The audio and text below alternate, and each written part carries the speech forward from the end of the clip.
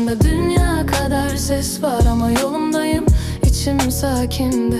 Koşmuyorum, gerek de yok, kendi ritmime sardım çoktan. Kimseye kanıtlayacak bir şeyim yok, aynamda tanıdık bir yüz var.